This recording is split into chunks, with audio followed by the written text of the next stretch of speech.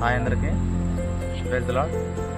ఈరోజు నిర్గమకాండము 22వ అధ్యాయము 22వ వచనం చూసినట్లయితే ఏమంటున్నాడంటే, దేవుడు విధవరాలనైనను దిక్కులేని పిల్లలనైనను నీ చేత వారు ఏ విధముగానైనను బాధ నుండి నాకు మొరపెట్టిన ఎడల నేను వారు మొర వింటానంటున్నాడు.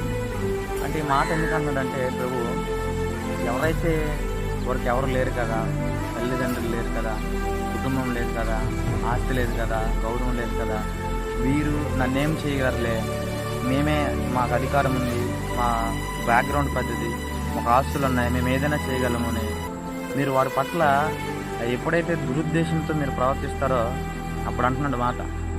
ఎవరైతే మీ చేత వారు బాధించబడతారో వారు నాకు మొరపెట్టినప్పుడు నేను వారు మొర వింటానంటున్నాడు. అంటే అది ఆషామాషి కాదండి.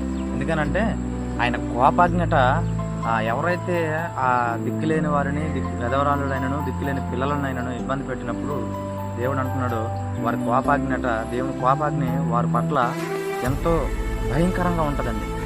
వారు నాశనం అయిపోతారు. వారు భార్యాభర్తలు అయితే వారు విధవరాలు అయిపోతారంట. వారు ఆయన కోపాగ్నికి తట్టుకోలేక మరి ఆడి మసి అయిపోవచ్చే సందర్భాలు కూడా వస్తాయి.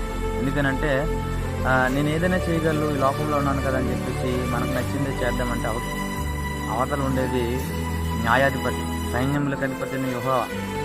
ఆ ప్రభువు ఆ దిక్కులేని వారి పక్షమున ఆయన ఉన్నప్పుడు మీరు కొద్దిగా ఆలోచించి నిర్ణయం తీసుకోండి. ఈరోజు నువ్వు వారిని ఏమైనా చేయొచ్చు, వారిని బాధ పెట్టవచ్చు, వారిని ఇబ్బంది పెట్టవచ్చు, వారి మానసికంగా మీరు క్రమదీయచ్చు, ఆర్థికంగా ఇబ్బందులు పెట్టవచ్చు.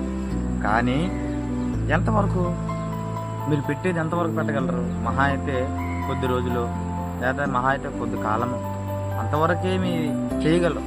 కానీ ఆ తర్వాత దేవుడు కొట్టే దెబ్బ ఎలా ఉంటుందంటే అండి, ఆయన కొడితే తిరిగి లేవటానికి కూడా మీకు ఆస్తులు అమ్ముకున్నా సరిపోతుంది.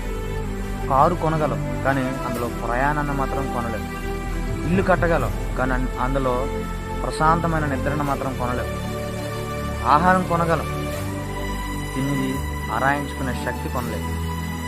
ప్రతిదానికి ఒక సమయం ఉందండి. ఆ సమయం వచ్చేంత వరకు మనం అందరం ఎదురు చూడాలి. ఎందుకనంటే ఈరోజు ఇది నాకు ఉంది కదని చెప్పి మనం ఎవరము కూడా గర్వపడకూడదు. ఎందుకనంటే ప్రభు చెప్తున్నాడు ఈ మాట, ఎవరైతే దిక్కులేని వారు ఉంటారో వారు ఏ విధముగా అయినా మన వల్ల బాధ పొందితే ఆ బాధకు ప్రతిఫలంగా వారు దేవునికి మొరపెట్టినప్పుడు వారి మొర దేవుడు వింటానంటున్నాడండి. అందుకనే మనుషులను బట్టి కాదు కానీ దేవుని బట్టి మనం భయపడాలి, దేవుని బట్టి మనం సంతోషించాలి. Praise the lord.